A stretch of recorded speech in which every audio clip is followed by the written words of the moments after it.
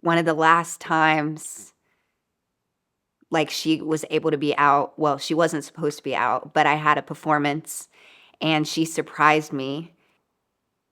Yeah, and it's so funny because I remember calling her that day, and I was, like, kinda boohoo crying on the phone because I was like, "Oh my god, my sound check, it was so bad, and they think I'm a bad singer, and maybe I can't do this, and I don't know." And she's like, "Don't worry, it's gonna be fine. I'll be with you there in spirit." I remember, like, getting on stage and, like, I just, like, looked out into the audience and I just saw her, and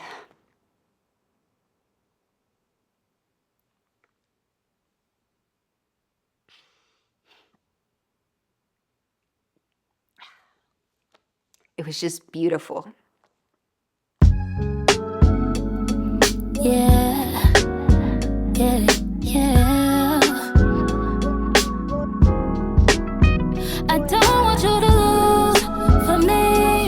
You'll be my latest victim. Why would you wanna do that for me? Why you wanna do that? I said, mirror, mirror on the wall. All of a sudden wanna call. This is Mirror Talks. What's your name? Give the people your name. My name is Nicole Benjamin. Okay. Nicole. Where are you from? I'm originally from New York, but I grew up in Raleigh, North Carolina. Raleigh. Mhm. Okay. And what's your occupation? I am a creative producer and on-camera talent. Okay. Any favorites that you've produced or any favorite producers that you kind of look up to? Favorite projects I have produced. Most recently, I just finished working on a documentary about Black maternal health care and infant mortality, and it's on its film circuit right now. We just came back from Essence Festival. It's been really amazing. We've gotten a lot of awards, and more important than all of that is just the reception we've received from the audience and just people in general who have just welcomed us with open arms and just feel so connected to the story itself and, making the world a better place. Nice. And what is this project called? The Ebony Canal. Where can we find it? Like, where is it? It's currently at film festivals, so eventually it will be in the pipeline to be, put out there for a greater audience. But yeah, you can keep up with us at theebonycanal.com and just find the closest screening to you. Gotcha. Okay. Let's reflect. Nicole. Okay. When you look in the mirror, what do you see? Now, I want you to give this 10 seconds before you speak.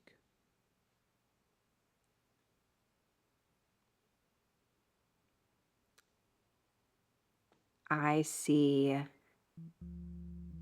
someone who is really working on themselves.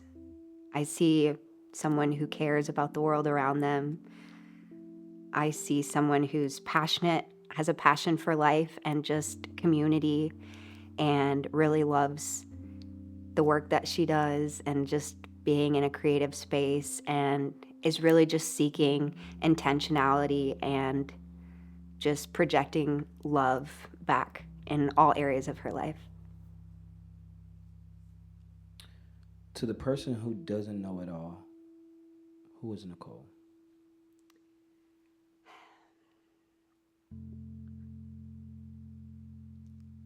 I think Nicole is a deeply feeling person who just really wants to find joy and togetherness with people and just feel connected to the world and give back and contribute accordingly. Do you not feel joy right now? Because you said you want to feel joy. Like, is that something that you're searching for? I think it's always something that's ongoing. I think I have joy in my life, and I feel that in many different areas, and it's always something that I am in pursuit of, just simply because why wouldn't I be? I think that's something you should always try to continue to expand upon. Do you know what brings you joy? Yes, absolutely. I think being around my loved ones, my family, my chosen family, getting to be creative, traveling, those are the things that, foundationally bring me joy. And then also just, internally, who I am and how I choose to live my life. I think that also gives me a sense of purpose, which ultimately creates the joy that I'm able to have for myself. So, is that like, all right, give me a, I guess, a routine that you kind of do, or something that you, when you're feeling down, like how do you, what is the first thing that you do to be like, all right, I need to get my joy back. I need to feel better. I think for me, I often try to channel any discomfort through my just the physical. So I really love working out, and that kind of helps me to expend energy that might be built up inside of me. And then from there, I really love journaling. And I'm also just a huge advocate for mental health. So I have been working with a wonderful therapist for the last about a year and a half now that I've just seen a lot of progress with, and I'm really proud of that. And then also, I think it's really just about being present.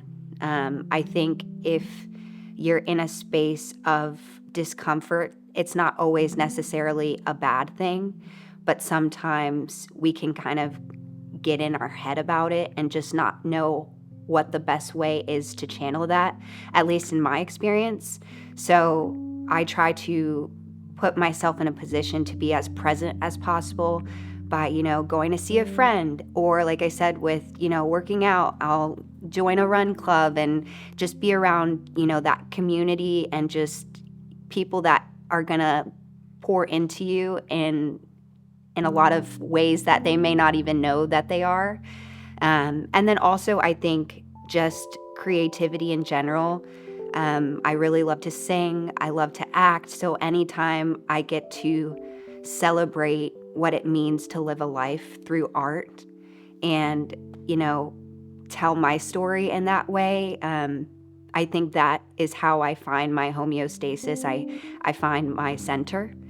Um, yeah, and then there's other sides to that too, right? Like I'm really deepening my faith and having more conversations with God, and just also having more conversations with myself about how I can expand, because I think you can have it all. And so I really think in terms of that discomfort, it's really just about reframing your perspective and not choosing to live in that space. But I think to that end, I think you can have a space where you can entertain a thought without adopting it. And that's something that I've always tried to stay true to, because I think, especially in terms of feelings and just life in general, what you may be experiencing day to day, there's always a lot of different stimulus coming at you. So it's just more about, allowing yourself to accept, this is where I am, this is how I'm feeling, and these are my circumstances, because I think that allows you to live in a space of impermanence, but letting that be a beautiful thing too. Well said. Let me ask you, do you, I guess, get motivated off of negativity or positivity? Like, what drives you?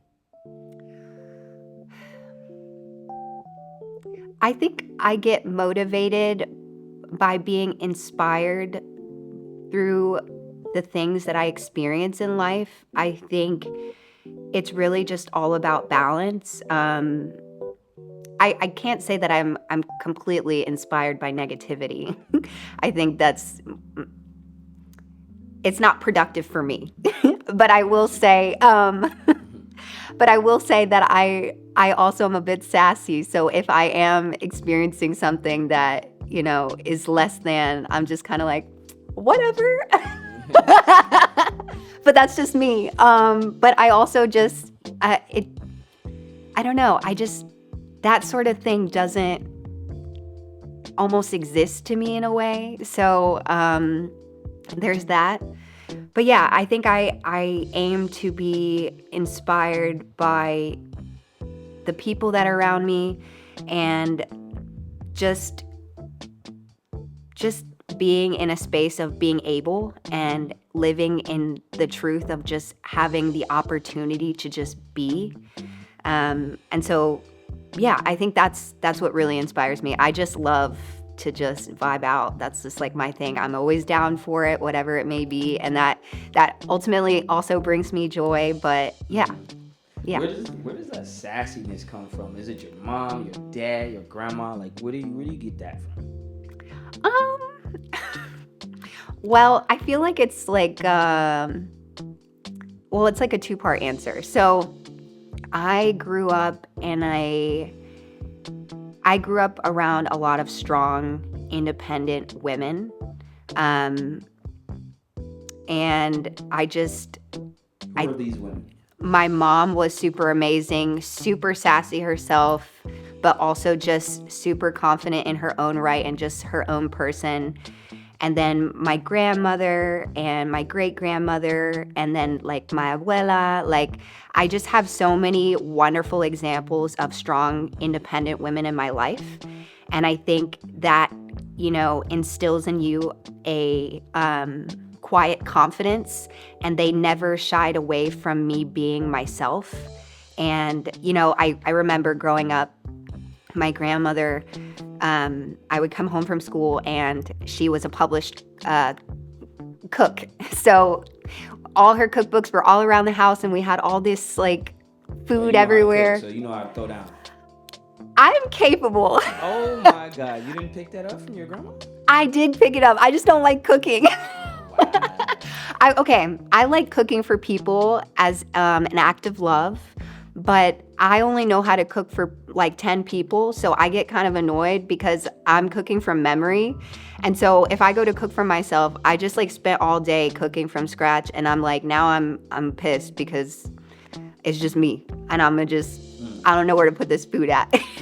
But I mean, she was just like, growing up, she's like, go put this over here and do this, and what do you think? And you're your own person, you're Nicole. And then my mom, she was just the life of the party. She used to throw card parties. She used to like work on Fifth Avenue. She actually was one of the first women of color to do the windows at Tiffany. And so that was also super significant to her life. She was a runway model. Like, I just had just really great examples of women just on it and just doing life and like enjoying the life that they're living. Mm-hmm. And then also, not to, downplay any of that, but also I had really great men in my life who supported the women that they had that stood by their side. And so I think about my brother, and I think about my dad, and I think about my uncle, and so on and so forth. Just great examples of men who allow their women to just be and just live in that space of like, you got it, babe. We got you, yeah. So I think there's just confidence there because I just had a really great foundation of what that could look like. And I also just grew up with an older brother, and that kind of that hazing process is a thing. So I was just... So you have one brother just... Yes. Okay. I have one older brother, and we're 10 years apart. And Oh, that's a big difference. we Wow. grew up fighting like any sibling does. So is it same mom, same dad? Same mom. And then through marriage, my dad adopted my brother. But yeah, he's still like, I consider him like my full sibling. I grew up with him and we're close. But yeah, so I just feel like I just had a really great foundation of just having wonderful examples of people that just allowed me to become who I am today and still support that growth, because I think you're always on this ongoing journey.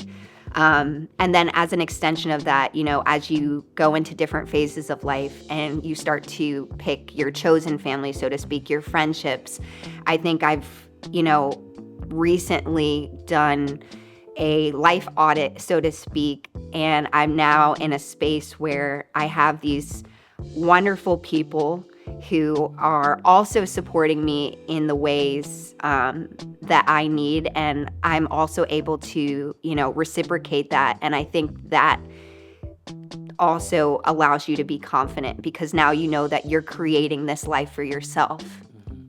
Who do you call first? Like when I guess in that time of need, is it your mom, your grandma, your brother? Like who you call first?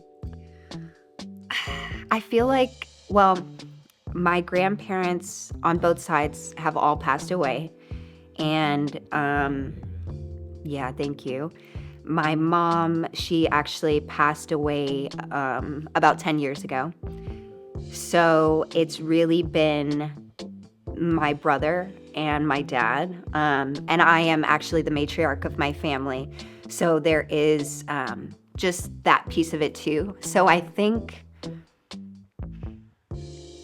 it really depends on the situation. I think there was a time when I was a little bit younger and I was still, you know, working through what it means to be my own woman and having to ask myself that question fairly early on into adulthood. And at that time, I felt like I was getting closer with my brother's wife. And so I would ask her advice from time to time. And then I think, you know, I don't steer away from clarity in any capacity. So if I feel like I'm in a position to receive something from someone, then I'll ask. So sometimes that's a friend who just has more life experience, or they're just really good at this thing that I'm not really good at.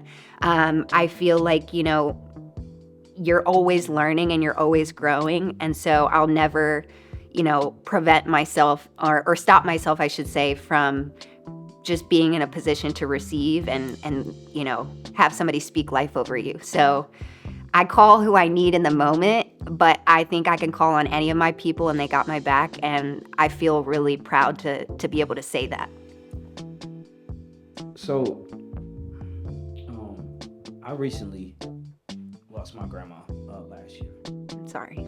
And you said you lost both of your grandmothers and your mom. Mm-hmm. My grandma was like the closest thing to me that has passed away. And like when that happened for me, it really hit home on like life and death. You know what I'm saying? Mm-hmm. For me, because I hadn't had that. You said that you lost your mom 10 years ago. Mm-hmm. Like, how was that feeling? Like, how much did it change your life when that happened? I mean, it's hard to articulate how much. I think it's still changing my life. I think it's something that you carry with you. I think you learn to hold it, and the weight of it, you know, you feel it at different moments in your life. But yeah, I mean, it changed everything. I was 19 years old at the time, and my mom passed a month to the day before my birthday. And I was at the time a sophomore in college, and I was also her primary care provider. So I was, in between my classes, I'm taking my mom to chemo, and then I'm going back to class, and then I'm picking her up from chemo, and, so on and so forth. And my mom was my best friend. So for me, it was extremely hard because, not only was she my best friend, but she's also my mom, and I didn't know life without her. I mean, I don't think if you have that mother figure in your life, you don't really expect to lose them at such a young age. So it never occurred to me that I would, even though obviously that was kind of looming over my entire family's head. But I had seen her as just such a pillar of strength my entire life. And so it was a complete shock. Yeah, I just wasn't expecting it. I think at the time, I found out at the end of my freshman year, and I remember so vividly, I went to an all-women's college, and I remember being at this event called Fire and Water Dinner, where everybody at the dinner, we're celebrating. It's been this amazing year, our freshman year. My school was really big on traditions. And I remember going home, and I just remember sitting in the bed with her, and I was just like, okay, like, you have cancer, like, okay. And she's like, no, it's gonna be fine. And I was like, okay, but like, you have cancer. And she's like, no, like, it's gonna be fine. And I was like, I can stay. Because at the time, I was about to leave to go to New York to do my first internship at Atlantic Records. And I just didn't want to leave her. And she was like, it's going to be fine. I'm going to do my chemo. I'm going to drive myself. Your brother's going to pick me up and all this stuff. And we're working out a system, and it's fine. And I spent the whole summer there. And one of the last times, like, she was able to be out. Well, she wasn't supposed to be out, but I had a performance, and she surprised me. Yeah, and it's so funny because I remember calling her that day, and I was like kind of boohoo crying on the phone because I was like, oh my God, my sound check, it was so bad, and they think I'm a bad singer, and maybe I can't do this, and I don't know. And she's like, don't worry, it's gonna be fine. I'll be with you there in spirit. I remember like getting on stage, and like I just like looked out into the audience, and I just saw her. And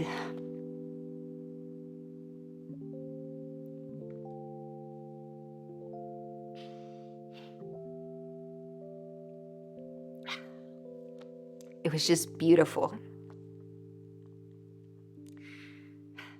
But yes, it was very shocking. And then we came back August, September. She went through chemo. And I think at the end of September, they were like, we have to do a surgery for her. It's going to be fine. It's okay. Everything's good. Did the first surgery. She was fine. Second surgery, she was fine. And then 2 weeks later, they said, we're so sorry. She caught an infection. We can't do anything.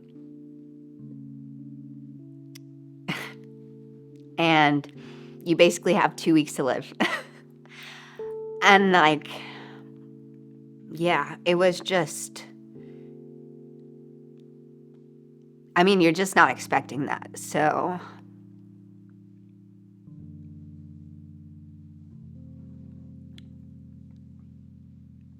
but it was cool. We made sure she was comfortable. And actually, Halloween is my favorite holiday because I'm just a theater kid at heart. But it's like the last holiday I got to spend with her.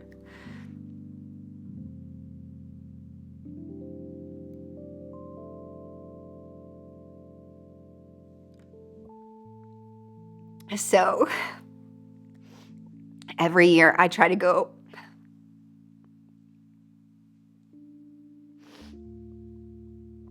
every year I try to go all out on Halloween in honor of her, and I love it. But yes, um, but yes, it was wonderful to be able to have that time with her, even though it definitely completely changed my life. I think in a way it also made us closer, because, the roles reverse when your parent is sick, and, you see them through what you expect to see them through at another phase in life, but it almost gets expedited. So you're kind of living through all these moments in tandem with everything else going on. So I think it was a really tough experience, but I'm also really thankful I had that. Yeah, I remember sitting down outside at this outdoor museum, and my mom's talking to me about guys. And then she's giving me advice you better have your get mad money in case the guy gets mad on the date and you can get home.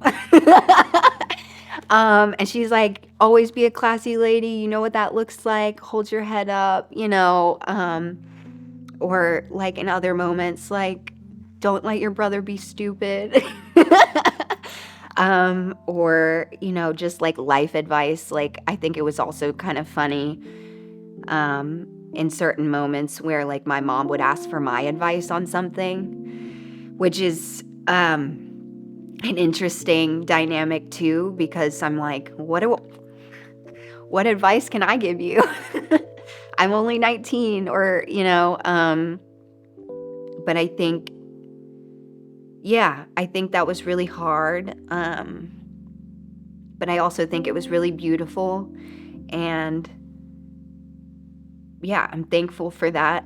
But yes, it definitely, to answer your question, it completely, it flipped my world upside down. One day I was a kid doing kid things, and the next day I was very much an adult doing adult things, very much prematurely in a lot of ways.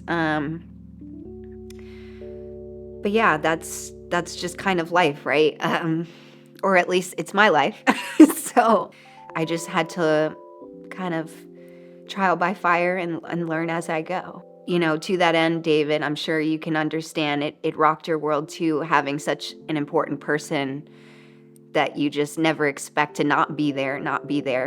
But I also think they're never really not there at the same time.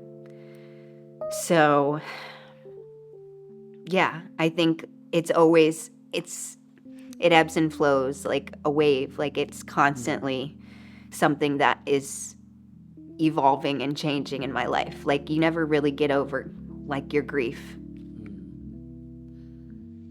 So, for me, when that happened,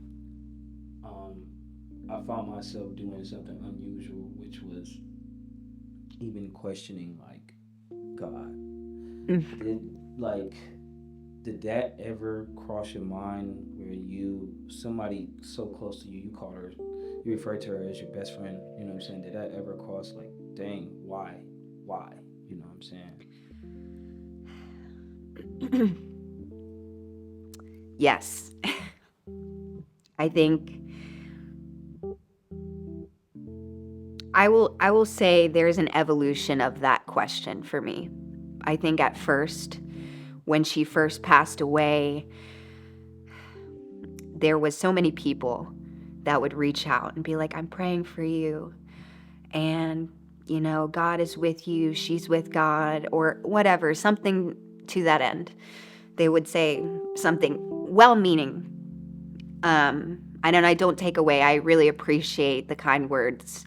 But I remember talking to my track coach at the time from high school, and I was just kind of pissed off. I was just kind of annoyed of hearing people constantly tell me that over and over again. And I was like, did you really get down on your knees and pray for me in this moment? Did you really do that? Did you? Is she with God right now? Like, I was just feeling how I was feeling. I was going through all the emotions, right? And you feel everything all at once. It's not like in any given moment I'm not mad or sad or happy or feeling my grief in every way. And then there were other moments where, I mean, obviously I prayed during that time to God, asking, like, please heal her. Please just figure out, help us, guide us towards the path to her healing. And there was that. And then after, I was just really angry with God. And I would just tell him all the time. I mean, I feel like I have my own relationship and I speak with God all the time. And my faith is something that's really important to me. Like, I think my spirituality I feel like I'm more of a spiritual person more than anything. But yeah, I mean, I'd be like, why did you take her, God? Like, why did you do that? But,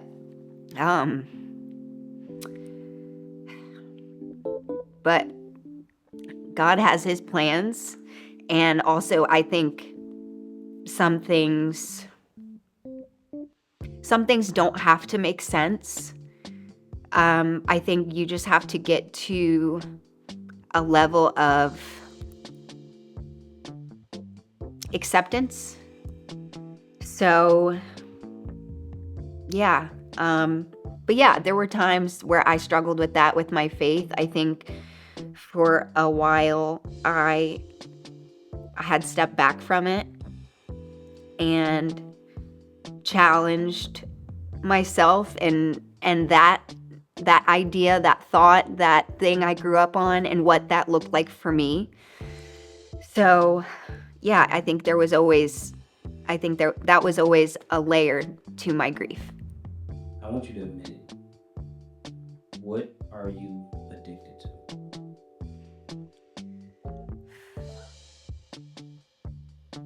I think I am addicted to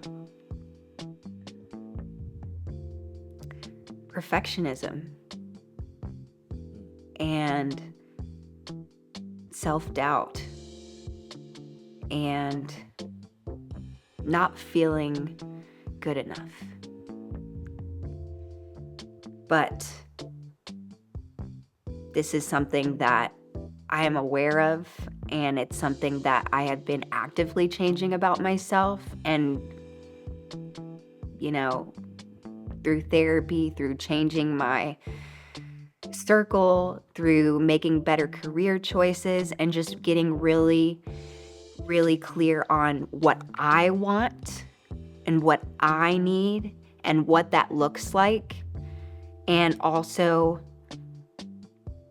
allowing myself the space to have that change has allowed me to pivot, move differently, and not let that internal, narrative control my life. What do you mean, like, when you say, like, perfection? When you say that, are you talking about in the eyes of other people, or are you talking about yourself? Like, what do you mean? Like, you want to be perfect at what? How you look? How your career?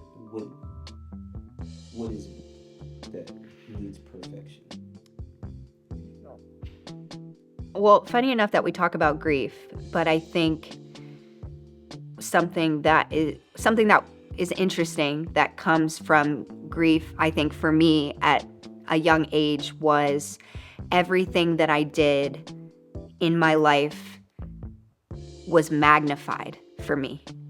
And so I was extremely hyper aware of myself in any given space, whether that be in how I show up in my family, how I show up as a friend, how I show up in my career, and so on and so forth.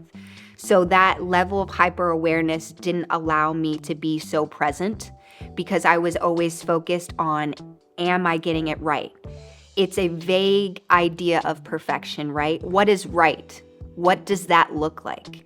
But I had lived in that space because I didn't want to let my mom down. I didn't want to have the opportunity to live this beautiful life that I have, that I felt that she was shortchanged in living. And I wanted to make sure that my life had meaning. But it was also at the expense of myself because I was really hard on myself. And I can still be that way sometimes. And so when I say I'm addicted to perfection, I think it's just, I just want to know that she's proud of me, and I also want to be proud of myself. And so, yeah, I don't think it's something as vain as my looks. I mean, I think I do okay. And but I think it's everything, right? I mean, you could say it's looks, right? Like, I want to present myself a certain way. I want to make sure that my career trajectory looks a certain way. I want to make sure I have friends in my life that I'm proud of and that are in a lot of ways an extension of me, and so they represent me in wherever they are, and so on and so forth with my family or my future partner. I want to make sure that I'm setting myself up for success. But I think there is, I think I'm moving towards this space of being outcome dependent. Moving towards the space of not being outcome dependent. I used to be very outcome dependent, but I'm trying to live my life in a way of impermanence and more loosely giving myself the space to just be. And so I'm not so goal driven now. I'm like, I don't want to be too worried about what it looks like at the end of the road. I want to be in love with the process. And I may not have all the answers, but I know what I want it to feel like. And so I think that kind of shift in mentality has allowed me to not live in a space of fear and insecurity. And yeah, I think the decision that I make and the life that I lead, it'll be right because it's right for me. I think when you say be, like, it just reminds me of just like always just being present, right? Yeah. Because that's what you can really feel, Absolutely. Even thinking of the past, like, it's like that affects your present. You know what I'm saying? Thinking of the future, that affects your present. So I love that you always say and stick to like just being. Yeah. But do you have any regrets though? Like, something you wish you didn't do or anything like that? I think if I have any regrets, which I don't feel, I think everything that I have experienced and the decisions I've made or not made for that matter have led me to become the person that I am, and I'm proud of who I am, and I will continue to build upon that and be proud of that and the work that I put in. So I don't necessarily feel that I am regretful in that regard. I think I was a teenager and very angsty and just being a kid who, I wish I was like kinder or nicer or less teenagey with my mom. But I also understand that there's that dynamic that like I was being a kid and she loved me regardless, and she knew my heart and I knew hers, and like I loved her, So I think there's that. And then I guess it's not so much of a regret, I would say, but it's more like, I just wish it didn't take me so long to get to this level of confidence and peace within myself. Or not even just that, but like being in a position to have the tools. Because you're always going to be a human, right? And you're always going to show up as such. So, sometimes I may be insecure about something, whatever, right? But I think you don't know what you don't know, and also resources matter. And, I think I wish I had the level of support that would have helped me get to where I am faster. But yeah, like I said, you don't know what you don't know. And also, like, everybody is experiencing life for the first time. So, we all just do the best that we can. Right. So, Nicole, what is next for you? Do you have anything that you want to tell us this you got going on? Like, what's happening in Nicole's life? What's about to happen that we should know about? I ask myself that question every day. I think I would say, I just came into a new position as a creative producer. So I'm in the process of, they've just shifted me to being on camera talent for a segment. So I will be producing that and gonna be on camera for it. And then I'm also working on my own personal projects, a talk show and a pilot script that I've been working on with my writing team through my production company for the last few years. I'm really excited about that. And then I think I'm also just really excited about traveling and just having a lot of amazing experiences. And yeah, I'm very much somebody who I very much am somebody, maybe it's the Sag in me, but I'm just like, whatever. We're going to figure it out. We're going to do it. We're going to get there. So like, I'm just like catching vibes, and like, I'm very much like, if I feel good about it, then I'm going to at least try it. So I kind of want to live in that gray area of like, there's all these amazing possibilities, and it's just a matter of like jumping like 2 feet first and allowing yourself to just receive that. I don't know, stay tuned, because I'm staying tuned for it. And then, as far as like life down the road, like I hope at some point I can find an amazing partner to stand by my side through life, and we just like co-create and build together. And, Hear that, fellas?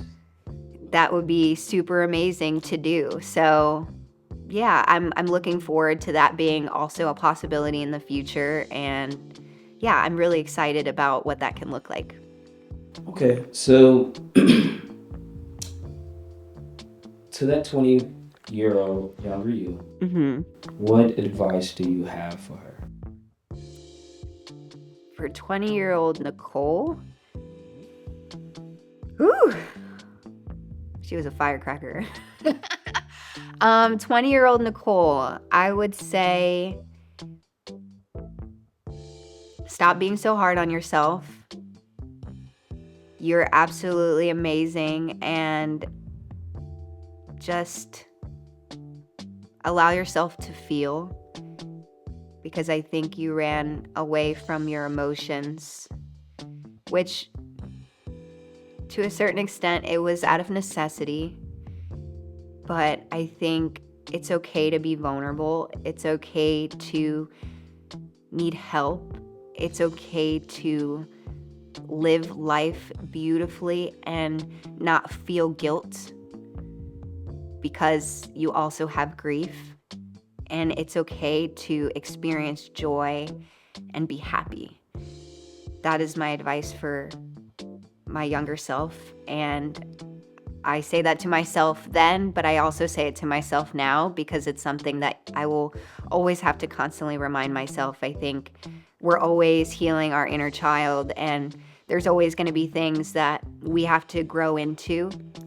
And so I hope that I can live that and not just, say it, but mean it in my actions and live intentionally. So, yeah. Any last words? Anything that you want to say? Get off your chest or anything?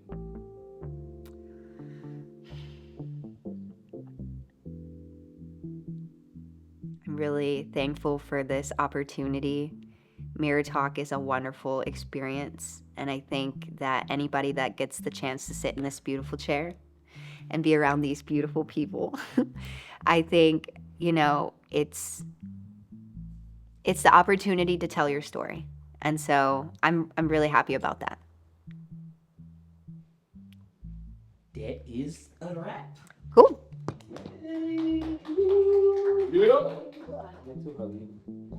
Thanks for opening up. We appreciate you. But yeah, I'm grateful. Thank you so much. Yeah, absolutely. Yeah, you didn't cry too bad. I did it. It took me a minute. I was like, come on, get it. You was holding that with dear life. Yeah.